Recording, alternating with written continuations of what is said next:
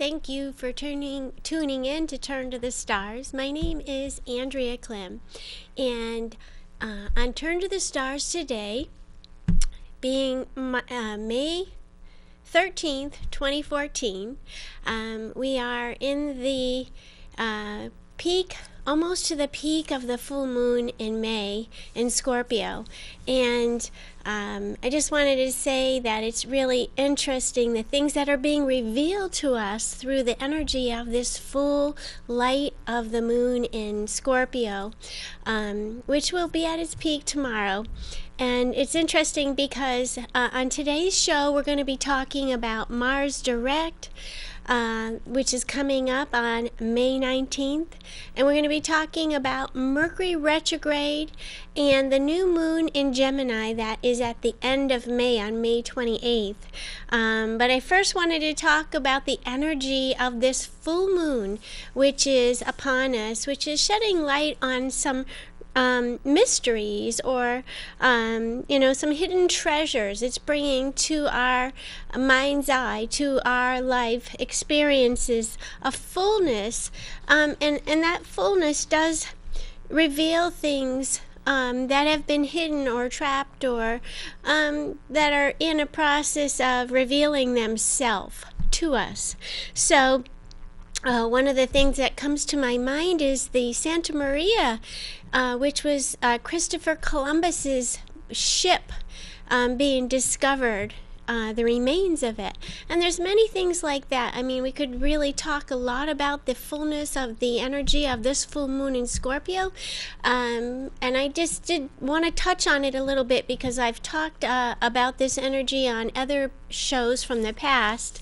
So that's an interesting development that's been revealed. So moving on, I want to talk further about the transit of Mars and Mars going direct. And Mars is and has been in the constellation of Libra since December, and the transit of Mars in any particular sign indicates how people will respond and will act, especially if they're angry, and how they react to anger in others.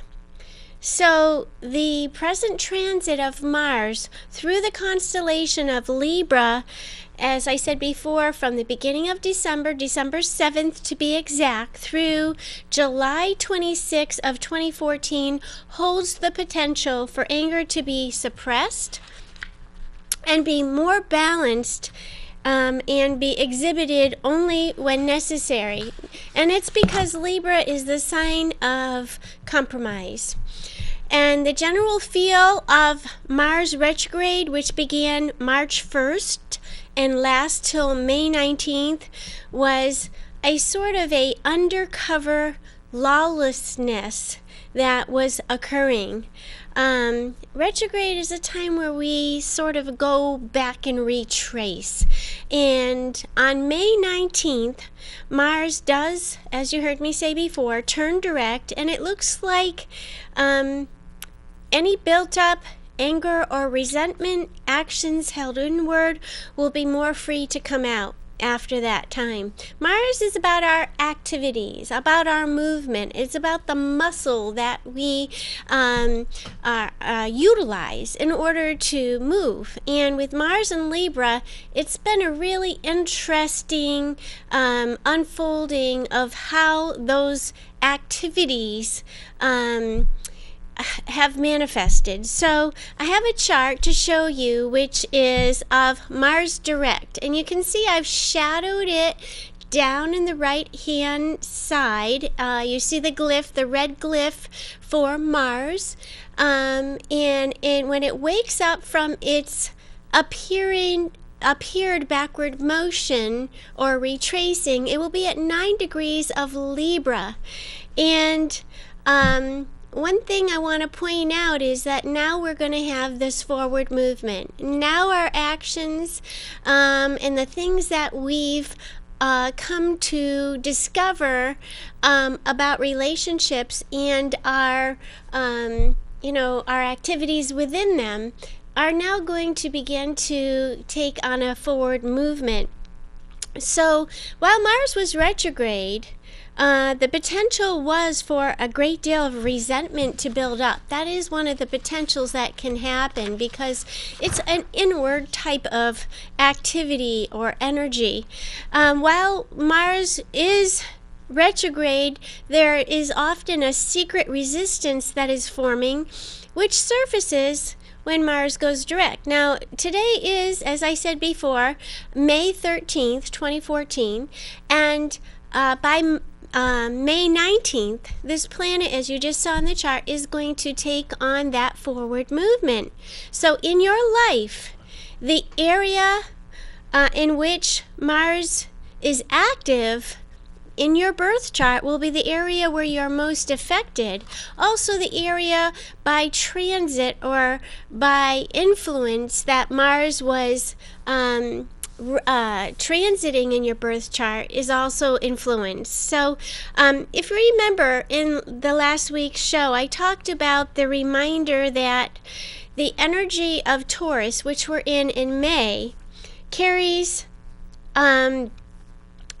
a reminder to all of us at this time to look to the beautiful things that stimulate the pleasure centers of our human beingness, things that make us feel good, things that remind us of the beauty that is also in our lives, not only the difficult, challenging things, things like a walk in nature, new life, a child, a baby, or beautiful flowers. The show was really enveloped about reminding you about those things, and that it's important to focus on them and to remember them. And so back in February, before Mars retrograde began, I made a video about Mars, and I called it The Sounds of Mars. And I wanted to show you that video again to remind you that this video really shows the beauty that consistently surrounds us. The planets do draw beautiful patterns in our universe. So in a reference to stimulate some of that beauty and remind you of the beauty that surrounds us, not only close to us on our Earth's surface, but through the movement of the planets and the stars. So the planets and the stars are consistently encouraging us to look up and outside of ourselves. So I'm going to play that video and come right back, and I hope you enjoy it.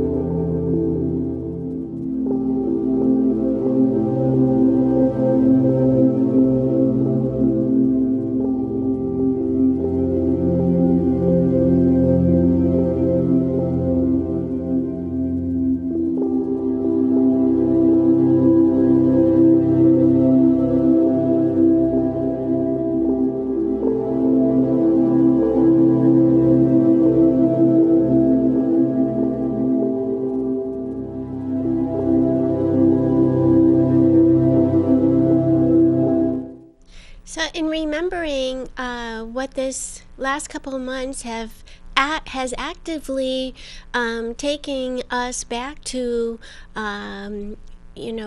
research. Mars retrograde has actually, for me, I've found that there was a need to look for some outside resources to provide extra help along the way with Mars retrograde. And Mars is typically about the things that make us angry. It can really stir that up when it's retrograde, for us to take an active look into it.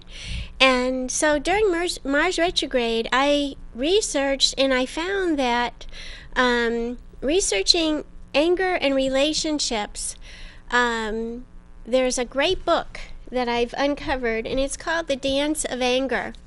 And I have found it to be an awesome resource, and it's by Harriet Lerner, PhD. And Mars in Libra really does stimulate us to search for information, being that it's an air sign, on ways that we can get to the root of some of the things that actually do trigger that anger within us. And one of the interesting things that Harriet Lerner says in her book is that anger is a very powerful thing, and at the root of anything that angers you is a fear of something. So while Mars has gone through the energy influence of Libra, we've had the supportive potential to gather information and to share information that brought to light the art of compromise. Libra is all about compromise. It's not just about one, it's about two. And by July 21st, Mars does take us to exit the boundaries of its retrograde cycle. So, as May 19th comes, we get past the inner look period, and between May 19th and July 21st, we do emerge with the strength, that the opportunity that the retrograde provided to explore the same path for the third time, which is the after shadow of what Mars insight through its retrograde provided. So May 19th, we begin to emerge from the confines of feeling like we had to hold back. And a retrograde period, once again, is a time period which strengthens and defines. Mars retrograde in Libra has defined how we act in relationships. It's helped bring awareness of areas that anger us and the fears which are at the root of the anger. So I wanted to talk about that on today's show, because this date is right around the corner. It is next week. And so I think that any information that we can take forward with us on this journey as we are in the aftershadow of Mars retrograde is only going to be triply helpful. So moving on now, I want to talk about Mars retrograde and the foreshadow that begins on May 22nd of 2014, and Mercury is going to be at 24 degrees Gemini when it begins this this foreshadow, and that foreshadow of the retrograde begins actually ends on June 7th, when the retrograde actually begins at 3 degrees of Cancer. So I got a chart of when Mercury retrograde foreshadow begins, and I'm going to just put that up on the screen. In that chart, you can see the grayed area shows you a glimpse of Mercury at 24 degrees and 23 minutes in the constellation of Gemini. And this is the date I said before. You can see it up on the right side, May 22nd. And Mercury retrograde is going to Mercury is about our reason. It's our thought processes and our logic, and those things help us to make rational decisions. And when Mercury goes retrograde, it actually takes us back over a particular area of our lives that we do need to have more information to find the means to a better end. So I'm going to actually talk about, I have another picture here, which is a calendar of Mercury's retrograde period. There it is, Mercury's retrograde calendar. So May 22nd through June 7th is a foreshadow of what will be revisited. June 7th through July 21st is the actual Mercury retrograde period. That's the time that we do the research, that we revisit things that we are learning about, that we want to learn about. It's not the time to really make decisions. If you're forced to make a decision, you'll typically end up having to go back and redo that particular decision that you made. July 1st through July 16th is Mercury's after shadow, and it's actually the third time that we'll be traveling over the same area, but with the wisdom that came from the retrograde. So it's an interesting, it's not only interesting, it's very valuable to remember those dates, because if you're a business person, if you're somebody that is in a place that your decisions affect other people, and that is actually true for everyone. What we decide affects others. What they decide affects us. So I wanted to point out those dates about Mercury retrograde.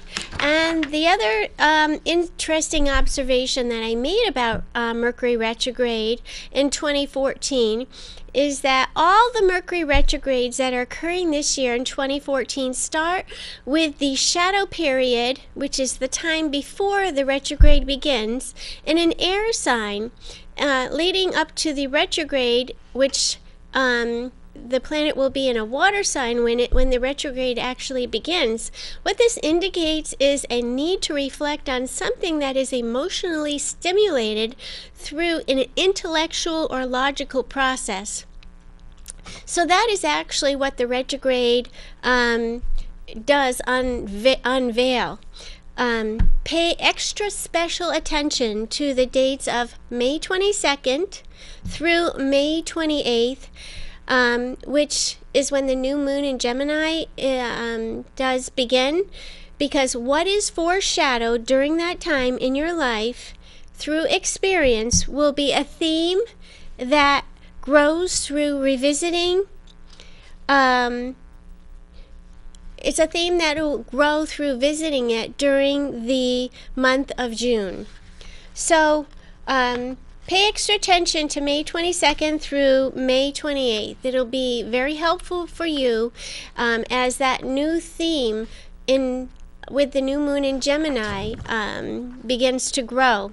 Now I have a chart which shows the new moon in Gemini, and you can see that up in the right hand corner with the glyph for the sun, which is a circle with a dot, and the moon, when the sun and the moon come together in the constellation of Gemini, and that is on May 28th.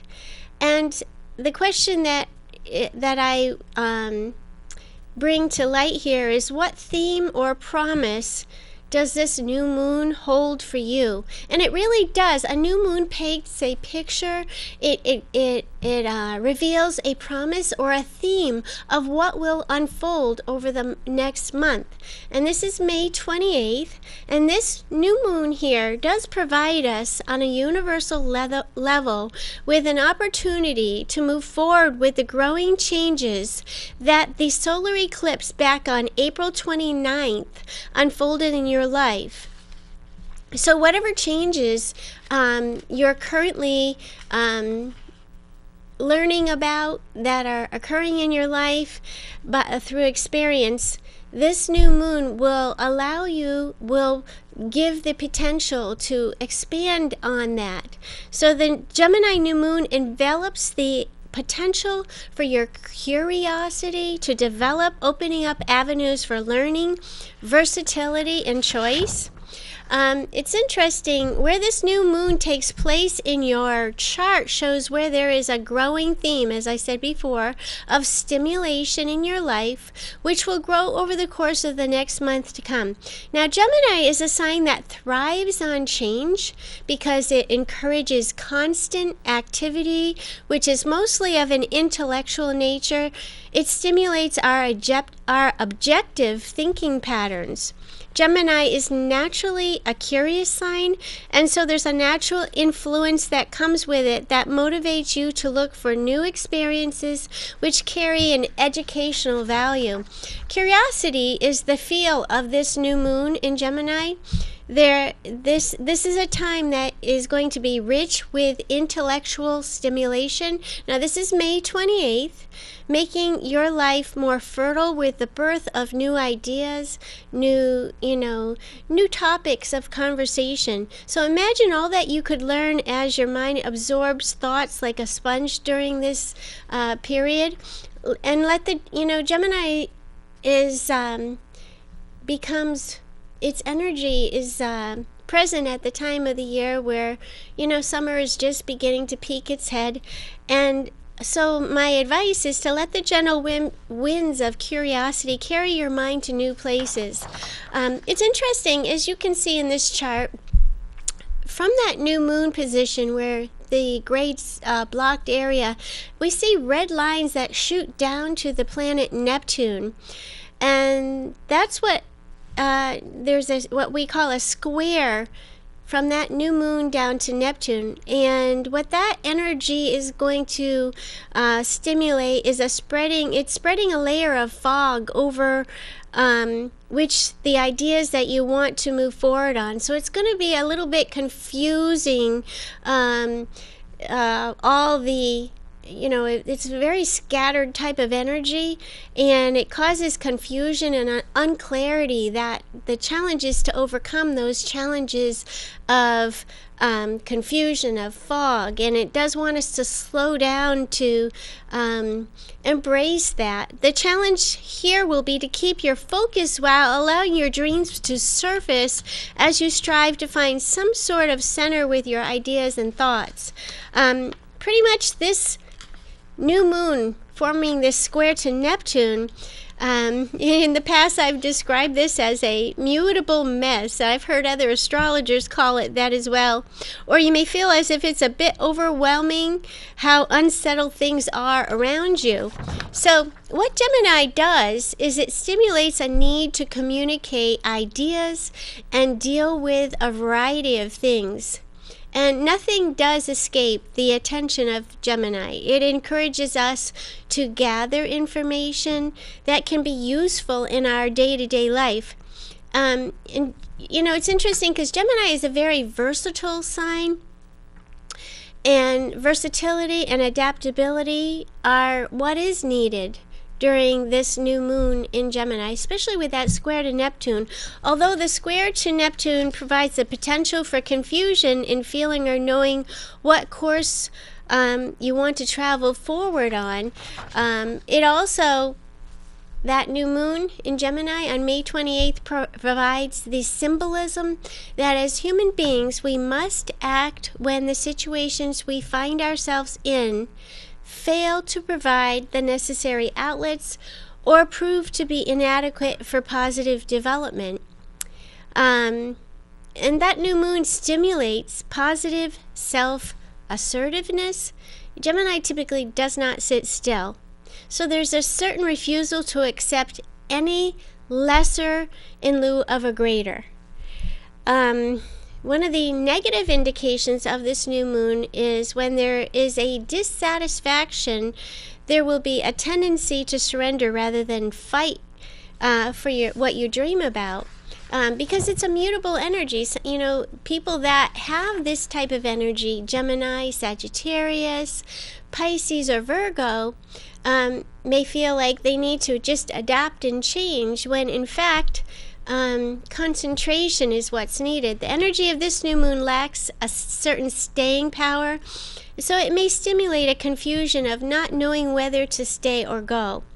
So one of the things I like about this chart very, very much is the positive piece of it. If I could just put that chart up for 1 second, the new moon in Gemini chart. That chart, we can see from the new moon, which is in that blocked, gray block shaded area, that there is also a blue line, which is what we call a trine, or a 120 degree angle to Mars. And Mars is about our actions and our activities and relating. So there's this gift, there's this relief that is provided for us, or promised, that when we act together with agreed upon plan for peaceful resolution, that we'll find the most success. So where we're confused about